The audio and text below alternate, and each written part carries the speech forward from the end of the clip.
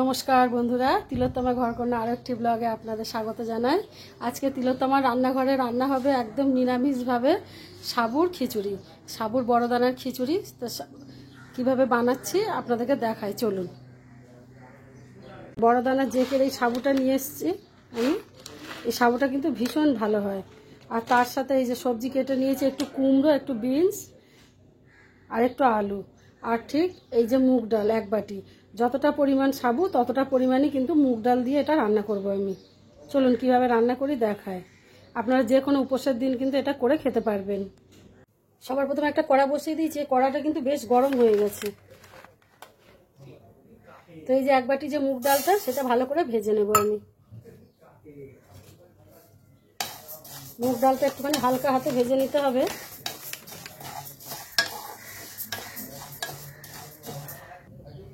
ততক্ষণ ভাজবেন যতক্ষণ না মুগ ডাল থেকে একটা সুন্দর স্মেল আসে। এই মুগ ডাল কিন্তু শুকনো খোলায় ভাজলে একটা সুন্দর গন্ধ আসে, এবং যতক্ষণ এই গন্ধটা আসবে ততক্ষণ কিন্তু ভেজে নেবেন। এবং এই মোটামুটি 2 মিনিট মতো নাড়াচাড়া করলে ভাজা হয়ে যাবে। তো ডালটা আমার মোটামুটি ভাজা হয়ে গেছে, এবার আমি নামিয়ে নিচ্ছি। এই যে দেখুন, এবার ওই কড়াইয়ের মধ্যে আমি যে সাবুটাকে ভেজে নেব। 1 বাটি যে মুগ ডাল দিয়েছি সম পরিমাণে কিন্তু সাবু দেব। এই যে সাবুটাকেও ভালো করে শুকনো খোলা ভেজে তুলে নেব আমি। আর এই জেকের এই সাবুটা কিন্তু ভীষণ ভালো খেতে। তো আপনারা উপোসের দিনে এরকম বানিয়ে নিতে পারেন। এই সাবু দিয়ে লুচি রুটি সব বানানো আমি আস্তে আস্তে আপনাদেরকে দেখাবো। তো সাবু দিয়ে কিন্তু লুচিও খুব ভালো হয়। এটা এরকম 2 মিনিট হালকা হাতে এরকম নেড়ে চেড়ে নিলে খিচুড়িটা খুব ভালো খেতে হয়।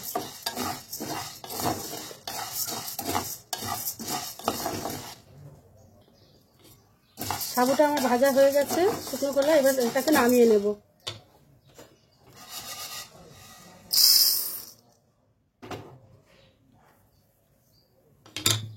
কড়াইটা একটু মুছে নিচ্ছি। দিয়ে দিলাম বেশ খানিকটা সরষের তেল, দিলাম 3টে শুকনো লঙ্কা ফোড়ন,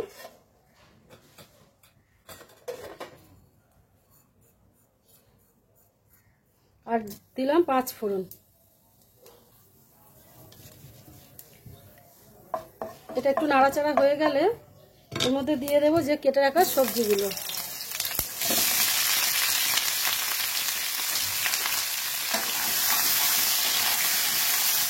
কেটে রাখা সবজি দিয়ে ভালো করে নাড়াচাড়া করতে হবে, যাতে সবজিটা একটু ভাজা ভাজা হয়। দিয়ে দিলাম স্বাদ মতো নুন, আর দিলাম একটু হলুদ গুঁড়ো। দিয়ে সবজিটাকে একটু নাড়াচাড়া করে আমি ভেজে নিলাম। সবজিটা ভাজা হতে হতে আমি একটু আদা, কাঁচা লঙ্কা আর একটা টমেটো ভালো করে পেস্ট করে নিয়েছি।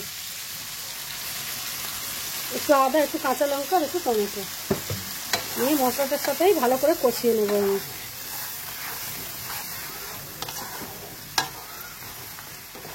মশলাটা সবজির সঙ্গে কষালে কি হবে, মশলার ফ্লেভারটা সবজির মধ্যে ভালো করে ঢুকবে।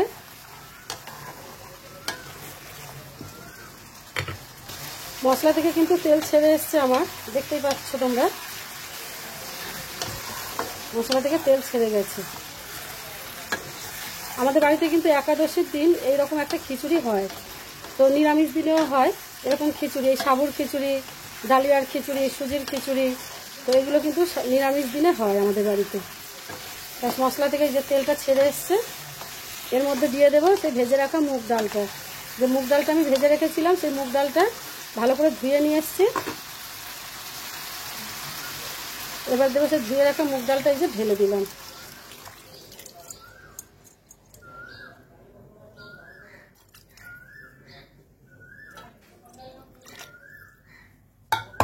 দিয়ে আমি চাপা দিয়ে দেবো, একটু সিদ্ধ হবে, তারপর সব একে একে আবার যা দেওয়ার দেবো। ও এর মধ্যে এবার এক করে আমি যেটা পাকা টমেটো,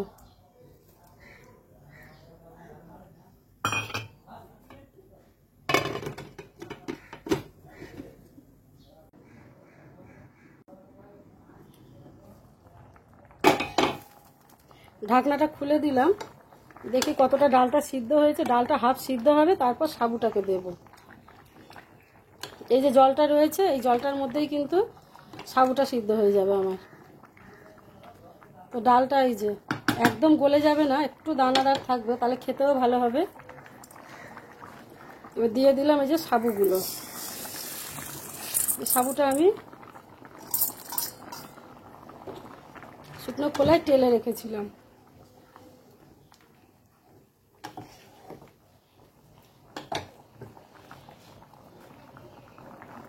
দিলাম কাঁচা লঙ্কা গোটা কটা, আর দিয়ে দিলাম ঘি। এই একটুখানি ধনেপাতা কুচি আর দেব ঘি এর মধ্যে, বেশ খানিকটা ঘি দিয়ে দিলাম। ঘিটার জন্য কিন্তু খিচুড়িটা টেস্ট হয় খুব।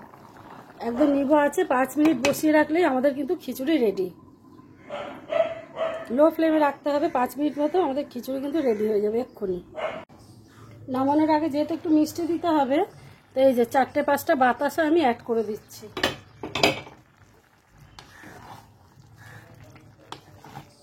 আর একটু ফুটবে, এখনো হয়নি সেইভাবে।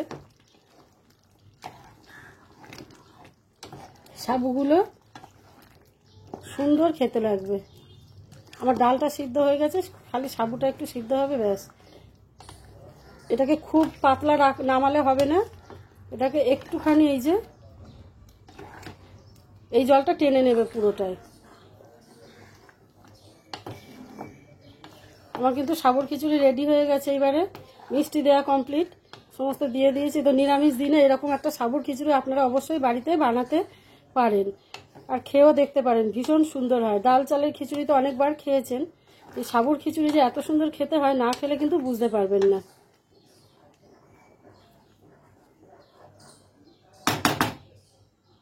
আর স্ট্রাকচারটা কি সুন্দর এসছে দেখেছেন, না পাতলা না ঘন না, একদম এরকম রাখতে হবে যাতে এটা বসে যায়, বসে সুন্দর একটা তৈরি হয়ে যাবে।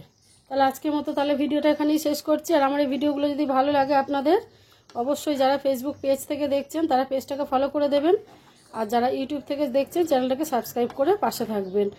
আর অবশ্যই পাশে থাকা বেল আইকনটা প্রেস করে দেবেন, নতুন নতুন রান্না যখন আমি আপলোড করব আপনাদের কাছে পৌঁছে যাবে। আর ভিডিওগুলো যদি ভালো লাগে অবশ্যই লাইক কমেন্ট শেয়ার করে বন্ধুদেরকে শেয়ার করে দেবেন, আর লাইক কমেন্ট দিয়ে পাশে থাকবেন। তাহলে আজকের মতন টাটা। আজকে আমাদের রান্না হয়েছে দুপুরের মেনু, এই যে গরম গরম সাবুর খিচুড়ি, গরম গরম সাবুর খিচুড়ি এই যে বেড়ে নিচ্ছি আমি, আর তার সঙ্গে এই যে ডাল দিয়ে পেঁয়াজের পকোড়া। কার কার বাড়ি কি রান্না হয়েছে অবশ্যই তোমরা জানিও।